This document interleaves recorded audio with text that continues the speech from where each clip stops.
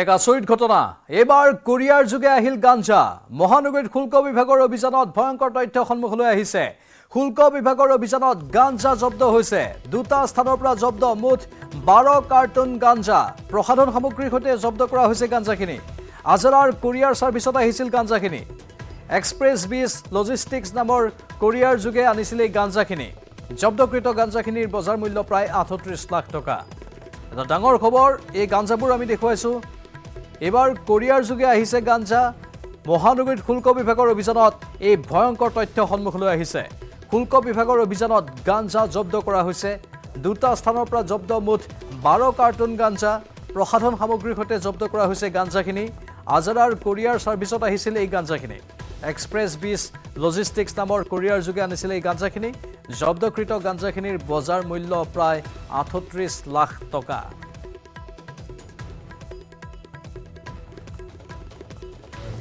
These parcels of cosmetic items. This box 20 boxes cosmetic items हैं और उसमें लैक्मे के branding है although we are unsure कि वो genuine है कि नहीं because based on the external appearance it appears to be fake हालांकि जो precise lab testing है वो भी करनी बाकी है और उसके ऊपर made in PRC People's Republic of China की मार्किंग्स हैं किसी भी तरह का उस पर इम्पोर्ट के लीगल या जेन्युइन इम्पोर्ट के कोई निशान हमें नज़र नहीं आते हैं जिस आधार पे हमारा जो रीजनेबल बिलीफ बनता है वो ये कि ये स्मगल्ड फॉरेन आइटम्स हैं इस आधार पे कस्टम्स डिपार्टमेंट ने उसको सीज किया और उसकी कुल कीमत करीबन हमारी 30 लाख रुपए से ज़्यादा है ये था कॉस्मेटिक आइटम्स का सीज करीबन 30,37,000 इसके अलावा एक दूसरा सीजर हमने किया है LGBI एयरपोर्ट के पास कुछ लॉजिस्टिक सर्विसेज हैं जहाँ से हमने गांजा पकड़ा है 12 कार्टन्स और हर कार्टन के अंदर अलग अलग अमाउंट में गांजा की बेल्स मिली हैं আমাৰ সাংবাদিক দীপাংকৰ দাস বৰ্তমান ফোন লাইনত আছে দীপাংকৰ কোৰিয়াৰ সাৰ্ভিসত গাঞ্জা আহিছে ভাবিবলৈ অতি আচৰিত লগা ঘটনা নিশ্চয় প্ৰাঞ্জল আৰু কাষ্টম ডিপাৰ্টমেণ্টে এই ধৰণৰ গুৱাহাটীত অভিযান যেতিয়া চলাই তেতিয়া এই ধৰণৰ কিছু তথ্য পোহৰলৈ আহে আৰু আজি আচৰিত কৰা এটা খবৰ যে যিটো বজাৰ মূল্য এক প্ৰকাৰ অনুমান কৰা হৈছে যে 50 লাখ টকা হ'ব পাৰে এই গাঞ্জাখিনিৰ মূল্য কিন্তু আচৰিত কথা খুচুৰা বজাৰত কিন্তু এই গাঞ্জাখিনিৰ বজাৰ মূল্য প্ৰায় কোটিৰ ঘৰত আৰু এইদৰে যিমানেই আৰক্ষী প্ৰশাসনে বা এই নিচাজাতীয় সামগ্ৰীৰ বিৰুদ্ধে তেওঁলোকে অভিযান নচলাওক কিয় কিন্তু দৈনিকে লাখ লাখ কোটিৰ ঘৰত ড্ৰাগছ ভাং গাঞ্জা এই ধৰণে উদ্ধাৰ হৈ আছে আৰু যি আচৰিত ঘটনা যিটো অভিযানত এটা তথ্য পোহৰলৈ আহিছে যে কোৰিয়াৰ সাৰ্ভিসত আৰু যিটো আপোনাৰ এক্সপ্ৰেছ যিটো লজিষ্টিক্স যিটো এক্সপ্ৰেছ বিজ লজিষ্টিক্স হয় এই কোৰিয়াৰ সাৰ্ভিসটোত আজি এই যিটো তেওঁলোকৰ অভিযান চলিলে কিন্তু ইয়াৰ মূল উৎস বা কোনে এই গাঞ্জাখিনি সৰবৰাহ কৰিছিল কলৈ সৰবৰাহ কৰিছিল এই ধৰণৰ তথ্য কিন্তু এই মুহূৰ্তলৈকে অভিযানকাৰী দলে উদ্ধাৰ কৰিব পৰা নাই গতিকে ডাঙৰ প্ৰত্যাহ্বান হ'ব এই ক্ষেত্ৰত কাৰণ সামগ্ৰীখিনি জব্দ হ'ল ঠিকে কিন্তু কোনে ক'ৰ পৰা কলৈ কিমান টকাত বিক্ৰী কৰিছিল কিদৰে কেনেদৰে আহিছিল গতিকে এই ধৰণৰ অভিযান এটা চলি আছে এই মুহূৰ্তত গতিকে পৰৱৰ্তী সময়ত আপডেট আহিব প্ৰাঞ্জল কিন্তু গুৱাহাটী মহানগৰীৰ সমীপৱৰ্তীতে এই ধৰণৰ এটা বৃহৎ পৰিমাণৰ গাঞ্জা উদ্ধাৰৰ খবৰে কিন্তু কাষ্টম বিভাগক এক প্ৰকাৰ আচৰিত কৰি তুলিছে নিশ্চয় সকলো আচৰিত হৈছে দীপাংকৰ আপোনাক এই মুহূৰ্তত ধন্যবাদ কিন্তু পৰৱৰ্তী সময়ত যেতিয়া অধিক তথ্য আহিব সেইখিনিও আমি সম্প্ৰচাৰ কৰিম মহানগৰীত অব্যাহত আছে চুৰৰ উপদ্ৰৱ গুৱাহাটী মহানগৰীত সংঘটিত হৈছে ইটোৰ পিছত সিটো বাহনৰ আইনা ভাঙি লুটপাটৰ ঘটনা এবাৰ ছাত্ৰীবাৰীত গাড়ীৰ আইনা ভাঙি লুটিলে মোবাইল ATM বেগ কলেজৰ প্ৰমাণপত্ৰৰ লগতে নগদ ধন কেচি দাস কমাৰ্চ কলেজত অনুষ্ঠিত PhD এন্ট্ৰেন্স পৰীক্ষা দি থকা সময়তে লোকজনৰ বাহনৰ পৰা লুটিলে এই সামগ্ৰী এই ঘটনা সন্দৰ্ভত ভৰলু আৰক্ষী থানাত এজাহাৰ দাখিল কৰিছে ভুক্তভোগীয়ে মহানগৰীত অব্যাহত আছে চুৰৰ উপদ্ৰৱ গুৱাহাটী মহানগৰীত সংঘটিত হৈছে ইটোৰ পিছত সিটো বাহনৰ আইনা ভাঙি লুটপাটৰ ঘটনা এবাৰ ছাত্ৰীবাৰীত গাড়ীৰ আইনা ভাঙি লুটিলে মোবাইল ATM বেগ কলেজৰ প্ৰমাণপত্ৰৰ লগতে নগদ ধন কেচি দাস কমাৰ্চ কলেজত অনুষ্ঠিত PhD এন্ট্ৰেন্স পৰীক্ষা দি থকা সময়তে লোকজনৰ বাহনৰ পৰা লুটিলে এই সামগ্ৰীখিনি মই মানে ধূপধাৰা বিকালী কলেজৰ পৰা বনশ্ৰী শইকীয়া মেমক মানে গুৱাহাটী ছাত্ৰীবাৰী কেচি দাস কমাৰ্চ কলেজত এক্সাম দিবলৈ মানে লৈ আহিছিলোঁ তাৰপিছত তেনেতে গাড়ীখন মানে কলেজত পাৰ্কিং কৰিবলৈ চেষ্টা কৰিছিলোঁ তাৰপিছত চিকিউৰিটিয়ে ক'লে কি গাড়ীখন ইয়াৰ পৰা বাহিৰত লৈ যোৱা ইয়াতে পাৰ্কিং নহ'ব বুলি ক'লে তাৰপিছত বাহিৰলৈ গাড়ীখন উলিয়াই আনিলোঁ তাৰপিছত বনশ্ৰী মেম মানে এখন বেগ আছিলে সেই বেগখন ক'লে কি তুমি বেগখন গাড়ীত থৈ দিয়া এনেকৈ ক'লে আৰু তাৰপিছত মই বেগখন লৈ আহিলোঁ বেগখন লৈ আহি গাড়ীত মানে থৈ দিলোঁ। গাড়ীত লক কৰি থৈ দিয়াৰ পিছত মই চাহ খাবলৈ গ'লোঁ মানে। যেতিয়া মই চাহ খাই আহি দেখোঁ যে মানে গাড়ীৰ গ্লাছখন ভাঙি পেলাই মানে মেমৰ বেগখন লৈ গ'লে। আৰু কি আছিল বেগটোত কি আছিল? বেগটোত মেমে কৈছে মোবাইল এটা আছিলে, তাৰপিছত আকৌ বহী এখন আছিলে আৰু পাৰ্চ আছিলে।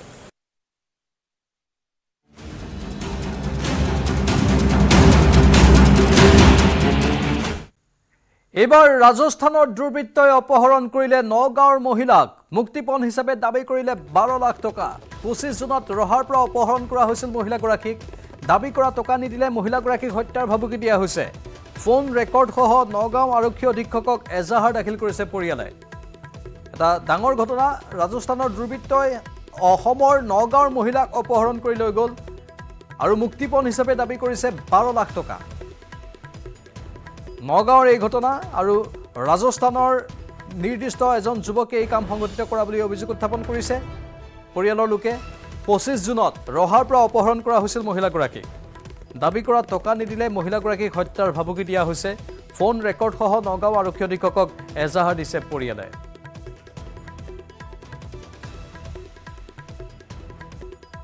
सैलाब को लेके आप लोग परेशानी में मेरे को इतना बोलिए, अमाउंट आपको डिपॉजिट करने का या नहीं करने का है? करने का है, इसीलिए तो हम लोग घर से नहीं निकल सकते, तो हम कैसे पैसा देंगे आपको?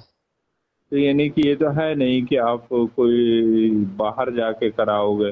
आप आपके बाहर जाके- आजू बाजू में नहीं, आजू बाजू में नहीं है भाई, करा दीजिए, आजू बाजू में साइबर कैफ से करा दीजिए। आजू बाजू में CSP नहीं है, इसीलिए हम लोग को थोड़ा बाहर जाना पड़ेगा।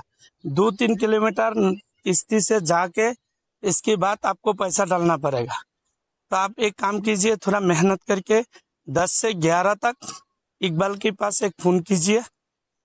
देखिए मेरा काम कॉल करने का नहीं है, मैं आपको यानी कि नहीं, बोल आप दिया एक- था नाइट आप में एक भी यानी फोन कि कीजिए ना, डिस्कनेक्ट कर दिया इकबाल- जाएगा और जुम्मा के इकबाल- आगाग में उसका डेथ भी हो जाएगा। जी जो आपका रजीला है ना, हाँ, उसको शूट कर दिया जाएगा। जुम्मा के आगाग में उसका डेथ हो जाएगा। अभी आप सोच लीजिए क्या करने का क्या नहीं करने का है। भाई ये काम मत करो, क्योंकि आप लोग भी आदमी है ना, इंसान है आप। तो आदमी तो हम लोग का तो देखिए, उसका रेस्पेक्ट करके उसके बच्चे की वजह से उसको अभी तक यानी कि बचा लिया। आपको सब कुछ कंफर्म करा चुके हैं अच्छे से, भाई एक और अभी काम भी आपको कोई वो नहीं है तो सुनो ना, अभी बोल ये काम दीजिए मत जुम्मा करो, के आग ये में काम उसका मत डेथ करो, हो इसको जाएगा। डेथ होने के बाद में आपको एक फोटो या वीडियो भैया सेंड हो एक जाएगा। बात सुनो, मेरा बात सुनो भैया। यस इसका ये लड़की का एक बच्चा है, आप लोग जी। को तो पाप लगेगा ना। पाप लगेगा या नहीं लगेगा, इसको डेथ होगा आपने तो बोल दिया होगा। जुम्मा का आग में उसका जुम्मा डेथ के कर अंदर दिया अगर जाएगा। पैसा नहीं यानी कि मिला आपको तो टाइम कर देंगे। दे ये रहा कैसा बात है, है एक यार? इंसान टाइम दे रहा है तो आपको कोई वो ही नहीं है तो फिर क्या करेगा? हम तो बोला है कि लेकिन हम लोगों के अंदर इसी गांव में मैसेज सैलाब सेंड हो कर रहा है, गया। मैसेज रिसीव नहीं कर रहे हो। तो काल ओके, पूरे कॉल रात कर रहे हैं तो कॉल रिसीव नहीं आपको कर रहे मैंने हो। तो बोला- ये थोड़ी है आपको कि मैंने आपका बोला- जो होगा सैलाब आ गया है तो वो करने का है। तो इसीलिए तो मैंने बोला आपको, जो सैलाब आ गया, हम मदरसा को तालाबा को लेके थोड़ा परेशानी में है। तो आप एक काम कीजिए ना, 10 से 11 तक इकबाल को एक फोन कीजिए, आपको पैसा मिल जाएगा। নগাঁও আহিছিলে মানে মেডিচিন কিনিবৰ কাৰণে ডাক্তৰৰ ওচৰত আহিছিলে। ডাক্তৰৰ ওচৰত মেডিচিন লৈ পেলাই ৰহা পালে। ৰহাত অনুমানিক 3টা বজাত ৰহা যাই পেলাই নামিছে। নামাৰ পিছত জোৱাইয়ে ফোন মাৰিছে, তুমি ক'ত আছা? যে কৈছে মই ৰহা আছোঁ। অনুমানিক 5টা বজাত ফোন মাৰিছে, মোবাইলটো চুইচ অফ। তাৰপিছত জোৱাইটো ওলাই আহিছে, মানুহজন ক'ত গ'ল? অনুমানিক 9টা বজাত মোৰ ভাইটিৰ মোবাইলত এটা নম্বৰত ফোন মাৰি আছে, হিন্দী দি কৈ আছে যে ৰেজিয়া খাতুনক কিডনেপ কৰা হ'ল। ৰাজস্থানৰ পৰা আহিছে আৰু দেখাত দেখনীয়াৰ এই যুৱকজন। দেখাত ভদ্ৰ যেন লাগে, কিন্তু এই যুৱকজনে এই কাম কৰা বুলি হয়তো সন্দেহ কৰা হৈছে। আমাৰ সাংবাদিক নীলোৎপল বৰা বৰ্তমান ফোন লাইনত আছে। নীলোৎপল, গোটেই কথাখিনি অলপ জানিব বিচাৰিছোঁ। ইমান সহজ নে অপহৰণ কৰি লৈ যোৱা ৰাজস্থানৰ পৰা আহি অসমৰ পৰা? নিশ্চয় বৰ্তমান শেহতীয়াকৈ গম পোৱা গৈছে প্ৰাঞ্জল এই যুৱকজন ৰাজস্থানৰ নহয়, এগৰাকী হৈছে শিউগুৰি চাপৰ মুখৰে যুৱক। তেওঁ চাপৰ মুখৰ যি একেখন গাঁৱৰে এগৰাকী যুৱতীৰ সৈতে যিগৰাকী যুৱতীক অপহৰণ কৰা হৈছে। এই যুৱতী প্ৰকৃততে মহিলা, এগৰাকী বিবাহিত মহিলা। তেওঁ ৰাজিয়া হৈছে এগৰাকী বিবাহিত মহিলা। তেওঁৰ 25 জুনত তেওঁৰ এপেণ্ডিক্সৰ চিকিৎসাৰ বাবে তেওঁ নগাঁৱলৈ আহিছিলে চাপৰ মুখৰ পৰা। এই সময়তে এই যিগৰাকী যুৱক, যি বৰ্তমান যিগৰাকী মূল অভিযুক্ত সেই অভিযুক্তগৰাকীয়ে তেওঁলোকৰ অভিযোগ অনুসৰি পৰিয়ালৰ অভিযোগ অনুসৰি ৰাজিয়াৰ পৰিয়ালৰ অভিযোগ অনুসৰি এই অভিযুক্তগৰাকীয়ে তেওঁক এখন গাড়ীত উঠিবলৈ কয় যে নগাঁৱলৈ যাবলৈ এখন গাড়ীত যাব পাৰিবা বুলি তেওঁক ফুচুলাই লৈ যায় আৰু লৈ যোৱাৰ পিছত যি মাজাৰুল হক নামৰ যিগৰাকী ব্যক্তি আছে যিগৰাকী ব্যক্তি আমি ইতিমধ্যে আলোচনা দিছো তেওঁ ৰাজস্থানৰ এই দুৰ্বৃত্তৰ দলটোক এইগৰাকী যুৱতীক বিক্ৰী কৰি দিয়ে। তাৰপিছত যেতিয়া যুৱতীগৰাকীয়ে বিভিন্ন কাকতি মিনতি কৰে তেতিয়া সেই যুৱতীগৰাকীৰ যি যুৱতীগৰাকী আত্মীয় নম্বৰ লৈ পেলাই ৰাজস্থানৰ পৰা ফোন কৰে দুৰ্বৃত্তৰ দলটোৱে ফোন কৰি পেলাই 12 লাখ টকা মুক্তিপণ হিচাপে বিচাৰে। আৰু প্ৰাঞ্জল যদি আমি কওঁ যে ৰাজস্থানৰ পৰা আহি পেলাই লৈ যোৱাটো ইমান সহজ নেকি সেই বিষয়টো কিন্তু অতি ৰহস্যজনক। কিন্তু নগাঁৱত আজিৰ পৰা আমি এমাহ আগত এটা বাতৰি সম্প্ৰচাৰ কৰিছিলো পাঞ্জাৱৰ পৰা এটা পৰিয়াল পলাই আহি পেলাই নগাঁৱৰ আশ্ৰয় আছিলে এগৰাকী যুৱতীক দেহ ব্যৱসায়ী চক্ৰই ধৰাৰ পিছত সেই যুৱতীগৰাকী কিন্তু পাঞ্জাৱৰ পৰা দুৰ্বৃত্তৰ দল আহি পেলাই ইয়াৰ পৰা কিন্তু নগাঁৱৰ এখন পাৰ্কৰ পৰা অপহৰণ কৰি লৈ গৈছিলে আৰু সেই গোচৰো নগাঁও আৰক্ষীত ৰুজু হৈ আছে। গতিকে যি বিভিন্ন ধৰণৰ টুলগেট আছে তাত CCTV ফুটেজ থাকে তাতো স্পষ্ট হৈছে সেই গাড়ীখনত যুৱতীগৰাকীক লৈ গৈছিলে আগৰ যিটো বিষয়। এতিয়া নগাঁও আৰক্ষীক আজি অভিযোগ দিয়াৰ পিছত নগাঁও আৰক্ষীক যদিও বা এজাহাৰ দিয়া হৈছিলে ৰহা থানা এজাহাৰ দিয়াৰ পিছত ৰহা থানাই কোনো ধৰণৰ তৎপৰতা নেদেখুৱালে যাৰ পৰিপ্ৰেক্ষিতত এইগৰাকী মহিলাক বৰ্তমান যি বিচাৰি পোৱাটো যথেষ্ট কঠিন হৈছে। কিন্তু ইতিমধ্যে নগাঁও এই যুৱকজন ক'ত দেখাত ভদ্ৰ যেন লগা এই যুৱকজন ক'ত? নিশ্চয় আটাইতকৈ ৰহস্যজনক কথাটো হৈছে মাজাৰুল হক বৰ্তমানেও ঘৰত আছে। তেওঁৰ কথা সেই যুৱতীগৰাকীয়ে তেওঁ ঘৰলৈ ফোন কৰি জনাইছে যে মাজাৰুলে মোক বিক্ৰী কৰি দিছে, মাজাৰুলে সেই দুৰ্বৃত্তৰ পৰা ৰাজস্থানী লোকৰ পৰা পইচা লৈ পেলাই মোক গাড়ী উঠাই দিছে আৰু মোক তাৰ পৰা অচেতন কৰি লৈ আহিছে গাড়ীত। কিন্তু তাৰ পিছতো মাজাৰুলৰ বিষয়ে এজাহাৰত উল্লেখ কৰাৰ পিছতো বৰ্তমানলৈকে নগাঁৱৰ যি ৰহা থানাই মাজাৰুলক গ্ৰেপ্তাৰ কৰা নাই। সেই বিষয়টো ৰহস্যজনক। কিন্তু আজি যিহেতু নগাঁও আৰক্ষী অধীক্ষকৰ ওচৰলৈ আহিছে গতিকে নগাঁও আৰক্ষী অধীক্ষকে বৰ্তমান কঠোৰ যি ভাৱে ব্যৱস্থা লোৱাৰ নিৰ্দেশ দিছে গতিকে হয়তো মাজাৰুলক আৰক্ষীয়ে গ্ৰেপ্তাৰ কৰিব বা এতিয়া মাজাৰুল যদি পলাতকো হৈ থাকে সেয়া আমি পৰৱৰ্তী সময়ত গম পাম। কিন্তু বৰ্তমান এটা কথা ক'ব লাগিব যে এই যুৱতীগৰাকীক ৰাজস্থানত অপহৰণ কৰি লোৱা কথাটো সম্পূৰ্ণ সঁচা। কাৰণ আমি ইতিমধ্যে ফোন ৰেকৰ্ডিং পাইছো। ফোন ৰেকৰ্ডিঙত তেওঁলোকে কৈছে যে আমি ধন নিদিলে আমি শ্বুট কৰি দিম বুলি কৈছে, অৰ্থাৎ গুলিয়াই দিম বুলি কৈছে। আৰু তেওঁ যেতিয়া যিগৰাকী ব্যক্তিয়ে অনুৰোধ কৰিছে যে কোনো ক্ষতি নকৰিব আমি ব্যৱস্থা কৰি আছো। আৰু আটাইতকৈ ডাঙৰ কথা প্ৰাঞ্জল আমি এই মুহূৰ্তত জনাব বিচাৰো এই পৰিয়ালটো যিটো ৰাজিয়া খাতুনৰ যিগৰাকী ভাতৃ আছে তেওঁ আমাক জনোৱা অনুসৰি তেওঁ ইতিমধ্যে 50,000 টকা তেওঁ ছাগলী গৰু বেচি পেলাই যোগাৰ কৰি সেই অপহৰণকাৰী দলটোক ইতিমধ্যে একাউণ্টত দিছেও। তাৰ পিছতো তেওঁলোকে আৰু 11.5 লাখ টকা নোপোৱালৈকে এৰি নিদিও বুলি কৈছে। গতিকে এইটো অপহৰণ সঁচা কথা। ৰাজস্থানত হাৰিয়ানাত এনে বহু কুখ্যাত নাৰীদেহ ব্যৱসায়ী চক্ৰ যিবিলাকে ইয়াৰ পৰা বিভিন্ন যুৱতীক অপহৰণ কৰি লৈ যায় পিছত কাকতি মিনতি কৰিলে তেওঁলোকে বৃহৎ পৰিমাণৰ ধন বিচাৰে আৰু যদি সেই ধন আদায় দিয়াত ব্যৰ্থ হয় তেনেহ'লে সেইসকল যুৱতীক বিভিন্ন যি ৰেড লাইট এৰিয়া বা বিভিন্ন লোকক তেওঁলোকে বিক্ৰী কৰে। গতিকে এনেধৰণৰ যি আদিম ঘটনা বৰ্তমানে আমাৰ সমাজত হৈ আছে আৰু ৰাজস্থান অসমক ঘাটি হিচাপে ব্যৱহাৰ কৰে, অসমৰ পৰা নাৰী সৰবৰাহ এনেধৰণৰ মানৱ সৰবৰাহ বিভিন্ন সময়ত হৈ থাকে। এইটো বৰ ডাঙৰ এটা পইণ্ট, ডাঙৰ এটা বিন্দু নীলোৎপল। কিন্তু এয়া আৰক্ষী প্ৰশাসনৰ বাবে এটা দুৰ্বলতা। মানুহৰ মাজৰ পৰা এগৰাকী যুৱতীক অপহৰণ কৰি নিলে স্থানীয় এজন যুৱকে, তাৰপিছত ৰাজস্থানৰ ব্যৱসায়িক বিক্ৰী কৰি দিলেগৈ। এয়া সঁচাকৈ এটা ভাবিবলগীয়া চিন্তাজনক বিষয়। নিশ্চয় প্ৰাঞ্জল, কাৰণ এটা কথা ক'ব লাগিব যে ইমান আৰক্ষী বা প্ৰশাসন দবদবাই থকাৰ পিছতো আপুনি যদি চাই যি শ্ৰীৰামপুৰৰ পৰা যি নগাঁৱলৈ কিমান কেইখন চেক গেট আছে, কিমান টুল গেট আছে, সেই ঠাইৰ পৰা যদি এনেধৰণৰ নাৰী দিয়া অপহৰণকাৰী চক্ৰ আহিছে, যদি কোনো ভয়ংকৰ জেহাদী বা ভয়ংকৰ সন্ত্ৰাসবাদীয়ে যদি বিভিন্ন ধৰণৰ বোমা বা বাৰুদ কঢ়িয়াই আনে তেনেহ'লে সেয়াওতো আৰক্ষীয়ে গম নাপাব। কাৰণ এগৰাকী যুৱতীক লৈ গৈছে, তেওঁলোকে ৰাস্তাত ইমানকেইটা চেকপোষ্ট আছে, তেওঁলোকে কিয় তালাচী চলোৱা নাই? একো ধৰণৰ আৰক্ষীৰ ইনফৰমেশ্যন নাইকিয়া। ইয়াৰ পৰা সকলো মেনেজ বুলি সন্দেহ কৰাৰ থল আছে ইয়াত। মেনেজ হ'ব পাৰে বিভিন্ন সময়ত, কাৰণ যিহেতু এই যিসকল নাৰীদেহ ব্যৱসায়ী চক্ৰ এওঁলোকে বৃহৎ পৰিমাণৰ ধনৰ বিনিময়ত এই সকল যুৱতী বিক্ৰী কৰে। বিশেষকে সংখ্যালঘু যুৱতী আৰু চাহ জনজাতীয় যুৱতীক এওঁলোকে টাৰ্গেট কৰে। বিভিন্ন যুৱতীক কাম দিয়া প্ৰলোভনেৰে লৈ যায়, বিভিন্ন যুৱতীক বিয়া কৰাৰ প্ৰলোভনেৰে লৈ যায়, নি পেলাই বিভিন্ন ধৰণৰ ৰেড লাইট বিক্ৰী কৰে, বিভিন্ন লোকক বিক্ৰী কৰে আৰু তাৰপিছত এইসকল যুৱতীৰ জীৱনটো দুৰ্বিষহ হৈ পৰে।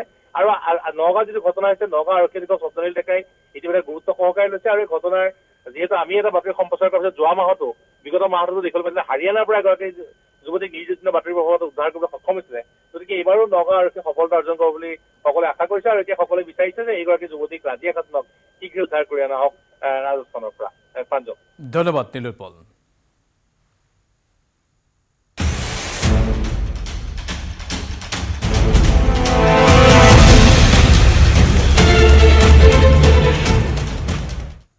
পুনৰ বাঘ ঢিঙত ঢেকীয়াপতীয়া বাঘৰ সন্ত্ৰাস প্ৰশাসনে বন্ধ কৰিলে ঢিঙৰ সকলো ব্যৱসায়িক প্ৰতিষ্ঠান দৈনিক বজাৰো বন্ধৰ নিৰ্দেশ প্ৰশাসনৰ ঢেকীয়াপতীয়াটোৰ আক্ৰমণত আহত হ'ল এজন বনকৰ্মী ট্ৰেংকুলাইজ কৰিবলৈ লওঁতে আক্ৰমণ কৰে বাঘটোৱে 13 দিনত 5 জনক আক্ৰমণ কৰে এই বাঘটোৱে সম্প্ৰতি বাঘটোৱে অৱস্থান কৰিছে শিঙিমাৰী পথাৰত ঢিঙত ঢেকীয়াপতীয়া বাঘে সন্ত্ৰাস চলাইছে প্ৰশাসনে বন্ধ কৰি দিলে ঢিঙৰ সকলো ব্যৱসায়িক প্ৰতিষ্ঠান দৈনিক বজাৰো বন্ধৰ নিৰ্দেশ দিলে প্ৰশাসনে ঢেকীয়াপতীয়াটোৰ আক্ৰমণত এজন বনকৰ্মী আহত হৈছে বনকৰ্মীজনক চিকিৎসালয়ত ভৰ্তি কৰোৱা হয় ট্ৰেংকুলাইজ কৰিবলৈ লওঁতে আক্ৰমণ কৰে বাঘটোৱে 13 দিনত 5 জনক আক্ৰমণ কৰিছে এই বাঘটোৱে বৰ্তমান এই বাঘটোৱে অৱস্থান গ্ৰহণ কৰিছে শিঙিমাৰী পথাৰত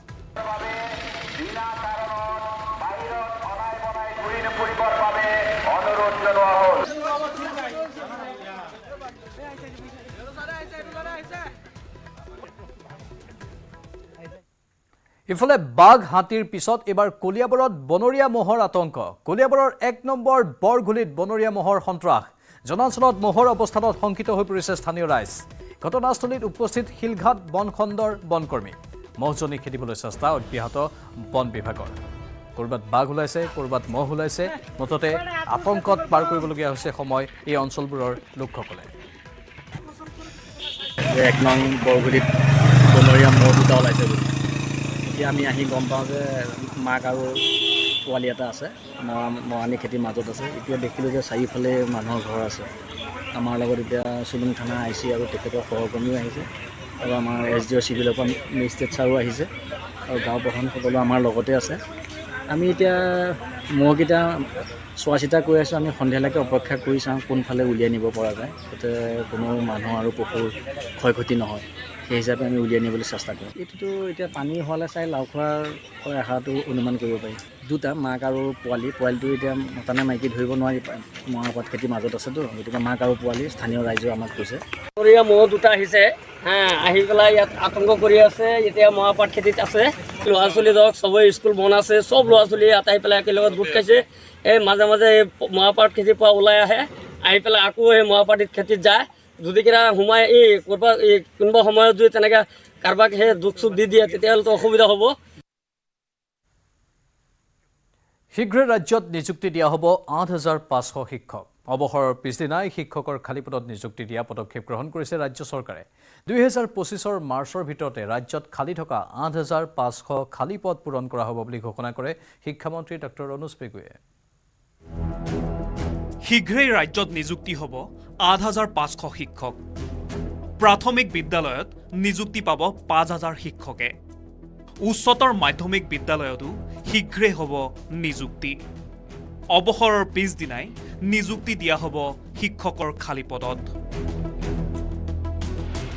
২০২৫ বৰ্ষৰ মাৰ্চ মাহৰ ভিতৰত ৰাজ্যত অৱসৰ গ্ৰহণ কৰিব ৮৫০০ শিক্ষকে অৱসৰৰ পিছদিনাই শিক্ষা বিভাগে খালী হোৱা পদত নিযুক্তি প্ৰদানৰ চিন্তা চৰ্চা কৰিছে খালী পদসমূহৰ লগতে খালী হ'বলগীয়া পদত একেলগে বিজ্ঞাপন প্ৰকাশ কৰিব শিক্ষা বিভাগে নিৰ্বাচনী বিধিৰ বাবে খালী পদৰ বিজ্ঞাপন প্ৰকাশ কৰাৰ পাছতো আবেদন কৰিব পৰা নাছিল প্ৰাৰ্থীসকলে এতিয়া এই পদসমূহত শীঘ্ৰেই মুকলি কৰি দিয়া হ'ব অনলাইন আবেদন প্ৰক্ৰিয়া ইয়াৰ লগতে শিক্ষা সঞ্চালকালয়ে নৱেম্বৰ মাহত প্ৰকাশ কৰা ৫৫৫০টা শিক্ষকৰ পদৰ বাবেও শীঘ্ৰেই আৰম্ভ হ'ব অনলাইন প্ৰক্ৰিয়া ৩১ মাৰ্চত ২০২৫ত আমাৰ LP, UP আৰু ছেকেণ্ডেৰী গোটেইখিনি মিলাই প্ৰায় ৮,৫০০ পোষ্ট খালী হৈ যাব ৩১ মাৰ্চলৈকে গতিকে আমি ৩১ মাৰ্চলৈকে ৰখি নাথাকি আমি যদি এতিয়াই বিজ্ঞাপন দিওঁ তেতিয়াহ'লে খালী হোৱাৰ লগে লগে সেই সময়ত আমি তেওঁলোকক নিযুক্তি দিব পাৰিম গতিকে সেই বিজ্ঞাপনটো মানে খুব সোনকালে প্ৰকাশ পাব আৰু মই বিজ্ঞাপনটো যেতিয়া প্ৰকাশ পাব সকলোৱে আবেদন কৰিব পাৰিব একে সময়তে ঠিকাভিত্তিক শিক্ষকৰ চাকৰি নিয়মীয়াকৰণৰ ক্ষেত্ৰতো চলোৱা হ'ব বিশেষ অভিযান যাৰ বাবে ইতিমধ্যেই কাম আৰম্ভ কৰিছে শিক্ষা বিভাগে মুখ্যমন্ত্ৰীয়ে কোৱাৰ ধৰণে চৰকাৰে বান্ধি দিয়া চৰ্তৰ ভিত্তিত হ'ব নিয়মীয়াকৰণ। আমি এটা স্পেচিয়েল ৰিক্ৰুটমেণ্ট ড্ৰাইভ কৰিব বিচাৰিছোঁ LP UP য'ত অনলি কণ্ট্ৰেকচুৱেল টিচাৰ কৰ্মৰত কণ্ট্ৰেকচুৱেল টিচাৰসকলেহে আবেদন কৰিব পাৰিব, বেলেগে আবেদন কৰিব নোৱাৰে। তো এই প্ৰক্ৰিয়াটো খুব সোনকালে আৰম্ভ হ'ব। একেধৰণে আমাৰ যিসকল হাইস্কুলত এডিশ্যনেল কণ্ট্ৰেকচুৱেল টিচাৰ আছে তেওঁলোকৰ কাৰণেও একেধৰণৰ এটা স্পেচিয়েল ৰিক্ৰুটমেণ্ট ড্ৰাইভৰ দ্বাৰা তেওঁলোকৰ চাকৰিসমূহ নিয়মীয়া কৰাৰ আমি ব্যৱস্থা কথা বিবেচনা কৰিছোঁ। খুব সোনকালে সিদ্ধান্ত গ্ৰহণ হ'ব। ইয়াৰ লগতে মেট্ৰিকত সুখ্যাতিৰে উত্তীৰ্ণ হোৱাসকলক শীঘ্ৰেই প্ৰদান কৰিব চলিত বৰ্ষৰ আনন্দৰাম বৰুৱা বঁটা। DBT পদ্ধতিৰে শিক্ষাৰ্থীয়ে লাভ কৰিব বঁটাৰ ধন। 25 জুলাইৰ পূৰ্বে বিদ্যাৰ্থী শীৰ্ষক পৰ্টেলত শিক্ষাৰ্থীসকলক নাম পঞ্জীয়নৰ আহ্বান চৰকাৰৰ। মাধ্যমিক শিক্ষা সঞ্চালক মমতা হজায়ে জাৰি কৰিলে এই নিৰ্দেশনা। ইপিনে জুলাই মাহৰ পৰা আৰম্ভ হোৱা শিক্ষক বদলীকৰণত 28,000 শিক্ষকে বদলীকৰণৰ বাবে আবেদন কৰিবলৈ সক্ষম হোৱাৰ কথা প্ৰকাশ কৰিলে শিক্ষামন্ত্ৰীয়ে। আনন্দৰাম বৰুৱা বঁটা যিসকলে মেট্ৰিক পৰীক্ষাত 75% এণ্ড এবভ তেওঁলোকে পায়, নম্বৰ পায়, তেওঁলোকৰ কাৰণে এই বঁটাটো দিয়া হয়। এখন ৰেচনেলাইজেশ্যন OM দিয়া হৈছে আৰু বিশেষকৈ আমি মহিলাসকলক দূৰৱৰ্তী স্থানত তেওঁলোকক পষ্টিং দিয়া নহয়, দিব্যাংগ ব্যক্তিক দূৰৱৰ্তী স্থানত পষ্টিং দিয়া নহয়, গৰ্ভৱতী মহিলাক তেওঁলোকৰ বদলীকৰণ তেওঁলোকে নিবিচাৰিলে চৰকাৰৰ ফালৰ পৰা একপক্ষীয়ভাৱে তেওঁলোকক কৰা নহয়। যিসকল ছিনিয়ৰ ৰিটায়াৰমেণ্টলৈ খুব 4 বছৰ 5 বছৰ আছে তেনে শিক্ষককো বদলীকৰণ কৰা নহয়। গতিকে এখন ডিটেইল OM আছে, OMখনৰ ভিত্তিতে কামখিনি হৈছে। উল্লেখযোগ্য যে টেট পৰীক্ষাত উত্তীৰ্ণ হোৱা প্ৰাৰ্থীসকলেহে নতুনকৈ শিক্ষক পদত কৰিব পাৰিব আবেদন। ভিডিঅ' জাৰ্নেলিষ্ট সঞ্জয় বৰাৰ সৈতে হীৰকজ্যোতি মালাকাৰৰ report, news 18 Assam north east.